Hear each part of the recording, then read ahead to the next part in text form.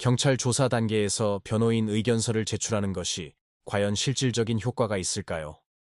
많은 분들이 궁금해 하시는데요. 결론부터 말씀드리면 제대로 작성된 의견서는 사건의 향방을 바꿀 수 있을 만큼 중요합니다. 경찰 조사를 앞두고 있다면 누구나 심리적으로 위축되기 마련입니다. 긴장한 상태에서 수사관의 질문에 제대로 답하지 못하거나 불리한 진술을 자신도 모르게 할 가능성이 높죠. 이때 변호인 의견서는 단순히 억울하다는 주장을 넘어 사건의 사실관계를 법리적으로 분석하고 의뢰인에게 유리한 증거를 체계적으로 정리하여 수사관을 설득하는 역할을 합니다. 의견서는 수사관이 사건을 파악하는 첫 길잡이가 됩니다. 수사관은 수많은 사건을 다루기 때문에 잘 정리된 의견서를 통해 사건의 핵심 쟁점을 빠르게 파악하고 긍정적인 심증을 형성할 수 있습니다.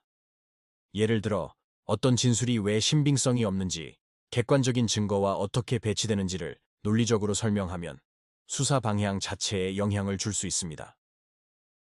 특히 중요한 것은 단순히 인터넷에 떠도는 양식을 따라 쓰는 것이 아니라 해당 사건의 구체적인 사실관계와 예상되는 법적 쟁점을 면밀히 분석해서 맞춤형으로 작성해야 한다는 점입니다.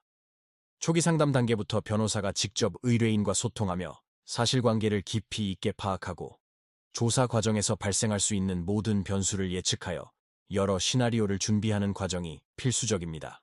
이 과정에서 변리사나 세무사 등 다른 전문 자격이 있다면 더욱 입체적인 분석으로 사건의 허점을 파고들 수 있습니다.